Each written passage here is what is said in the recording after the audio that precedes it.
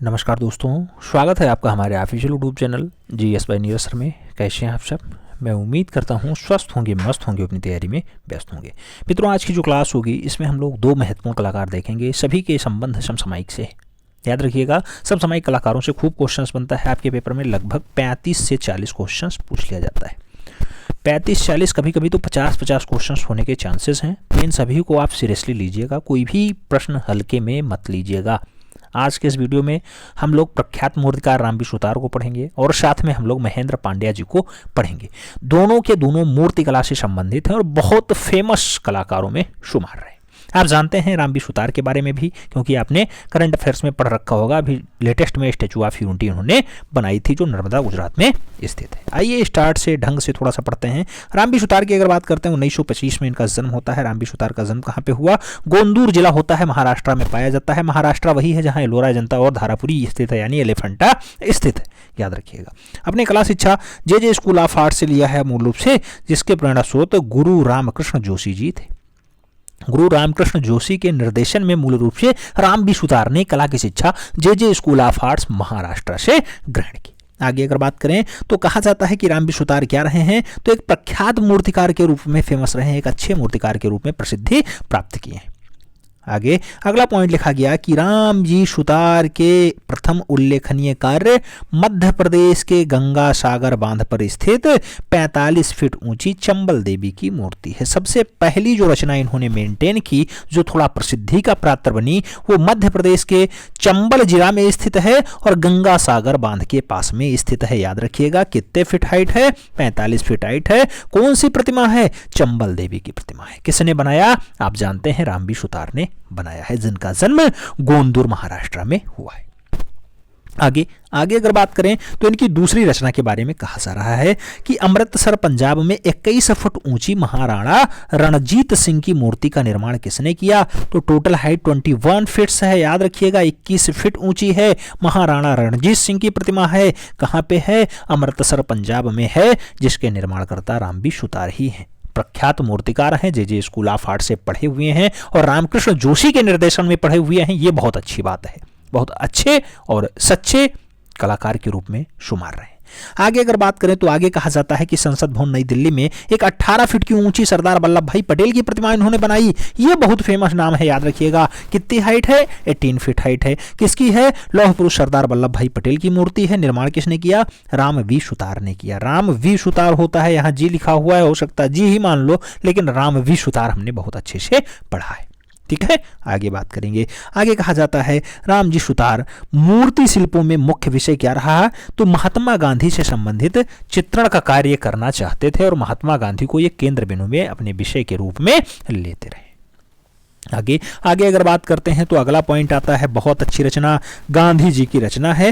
गांधीनगर गुजरात में 16 फुट ऊंची मोहनदास करमचंद्र गांधी की कांस्य प्रतिमा का निर्माण किसने किया है? तो रामबी सुतार के द्वारा किया गया है। अब आपको याद रखना है, 45 फुट कहां लगा? तो 45 फुट गंगा सागर में लगा। बांध है गंगा सागर, चंबल नदी, किसकी है? चंबल देवी की मूर्ति, तो वो 45 फुट। उसके बाद आप क्या पढ़े? उसके बाद आप 21 फीट कहाँ है? ये पंजाब वाला होता है। पंजाब में महाराजा रणजीत सिंह की ये प्रतिमा बनाए थे। उसके बाद आप 18 फीट की पढ़े। 18 फीट किसका था?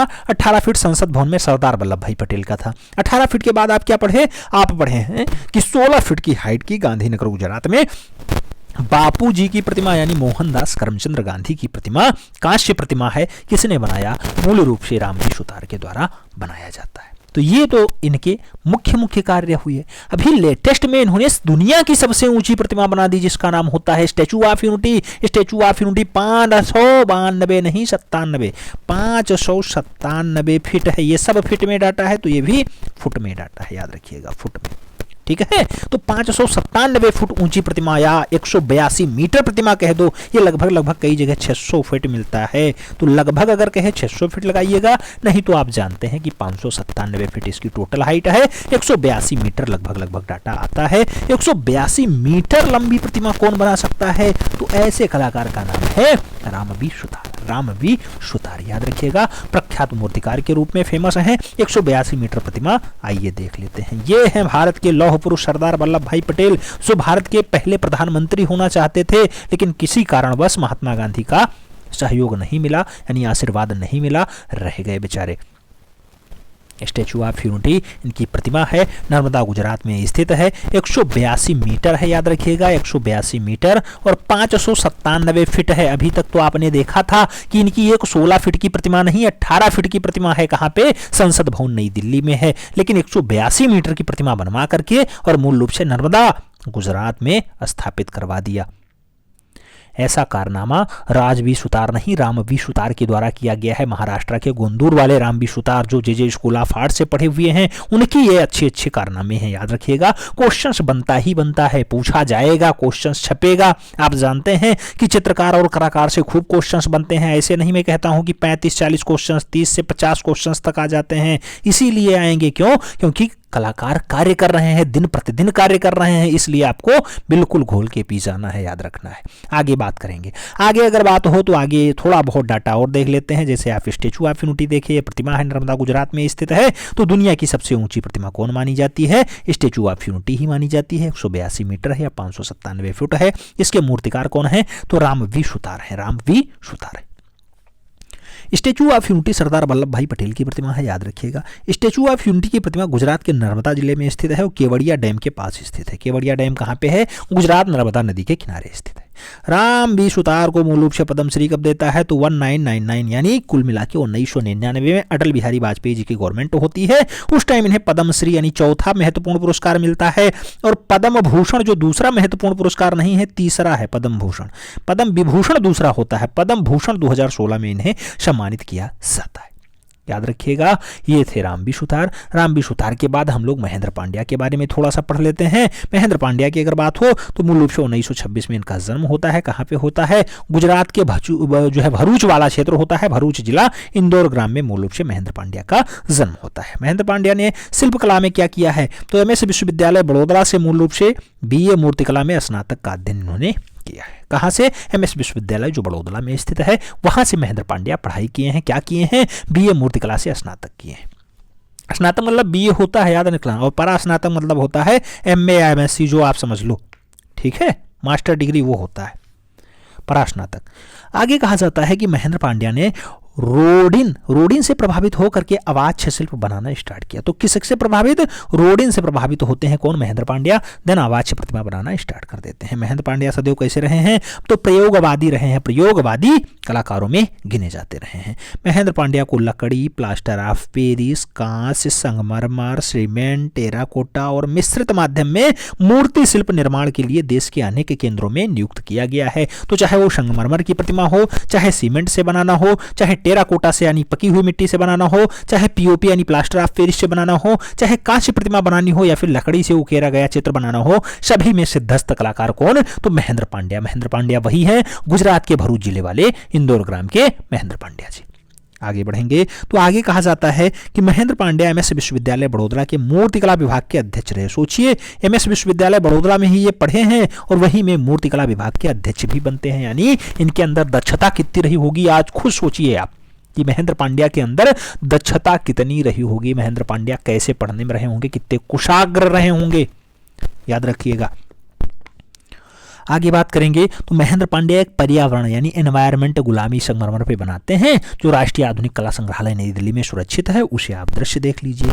ये है आपका दृश्य। कौन सा है? ये पर्यावरण वाला दृश्य है। कौन सा है? पर्यावरण वाला ये दृश्य है। कहाँ पे रखा हुआ है? तो राष्ट्रीय आधुनिक कला संग्रहालय न्यू दिल्ली में रखा हुआ है। किसने बनाया? महेंद्र पांड्या ने बनाया। अच्छे से देख लीजिए, उसके बाद हम लोग आगे बढ़े।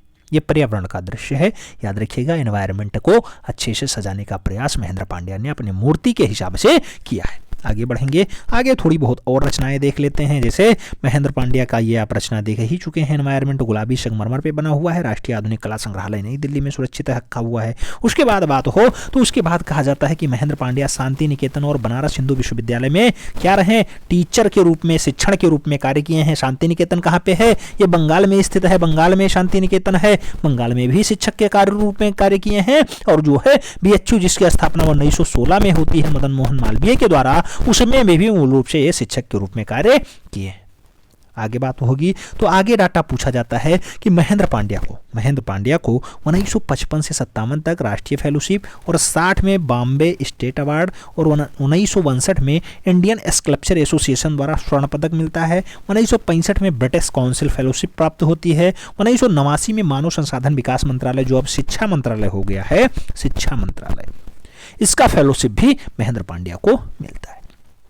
महेंद्र पांड्या की रचनाएं पूछी जा सकती हैं, कौन कौन सी मूर्ति शिल्प हैं जो महेंद्र पांड्या ने बनाया। आइए देख लेते हैं महेंद्र पांड्या की अच्छी अच्छी रचनाएं। जैसे आदम एंड ईव, ये डाटा सबसे इंपॉर्टेंट है। आदम और ईव को किसने सजाया? तो महेंद्र पांड्या की अच्छी रचना है, वही भरूच गुजरात वाले महेंद्र पांड्या। आगे आगे गणेश रचना पूछा जा सकता है, किसने बनाया मूर्ति शिल्प गणेश, किसकी है? महेंद्र पांड्या की है। अमोरस फिगर्स की अगर बात करें, किसकी है? महेंद्र पांड्या की है। बुल की अगर बात करें, महेंद्र पांड्या की है। मिल्क की बात करें तो मिल्क मेड भी महेंद्र पांड्या ने बनाया है। स्विमर की अगर बात करें तो यार स्विमर रचना किसकी है? महेंद्र पांड्या की है। और साइकिलिस्ट आदि जो है शिल्प कांस्य माध्यम किसने बनाया है? तो ये सब डाटा साइकिलिस्ट को भी महेंद्र पांड्या ने उकेरा है। लियो की बात हो, शेष की बात हो, शेष सैया डाटा इंपॉर्टेंट है। शेष सैया को किसने बनाया? तो महेंद्र पांड्या की अच्छी मूर्तियों में शुमार। पिंक मार्बल में बने हुए हैं, याद रखिएगा ये सब। और गर्ल्स प्लेइंग की अगर बात करें, एल्युमिनियम में बनाया गया है। रेस एल्युमिनियम कांस्य प्रतिमा है, कौन सी? गर्ल्स प्लेइंग रेस एल्युमिनियम में बनी हुई रचना है। मूल रूप से मूर्ति है, किसने बनाया? महेंद्र पांड्या के द्वारा बनाया जाता है। तो ये सब डाटा बहुत इंपॉर्टेंट है। दोनों के दोनों, रामबी सुतार और महेंद्र पांड्या, दोनों के दोनों प्रख्यात मूर्तिकार के रूप में फेमस हैं, आज भी कार्यरत हैं। बेंद्रा के आवाच्य शिल्प जो एल्युमिनियम कास्टिंग में बनवा करके चित्रित किया गया, वह अद्वितीय बताया जाता है।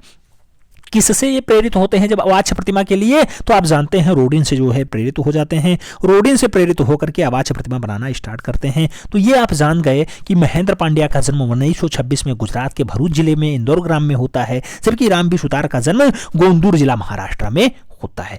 गोंदूर जिला महाराष्ट्र में जन्म होता है रामबी सुतार का। जे स्कूल ऑफ आर्ट से पढ़े हुए हैं, जबकि महेंद्र पांड्या आप जानते हैं एमएस विश्वविद्यालय बड़ौदा से पढ़े हुए हैं। महेंद्र पांड्या जो है एमएस विश्वविद्यालय बड़ौदा से पढ़े, वहीं पे लास्ट में जाकर के वो क्या बनते हैं? विभागाध्यक्ष भी बनते हैं। और आगे चल करके वो शांति निकेतन और बनारस हिंदू विश्वविद्यालय में भी शिक्षण का कार्य करते हैं। तो ये दोनों कलाकार आपको कैसे लगे, कैसे पढ़ाने का नजरिया रहा, थोड़ा सा जरूर बताइएगा। उम्मीद है आपको समझ में आया होगा। अगर समझ में आया है, वीडियो लाइक करना, मित्रों के बीच जरूर शेयर करना, जिससे अधिक लोग लाभान्वित हो पाए। मिलते हैं शो में, तब तक के लिए जय हिंद।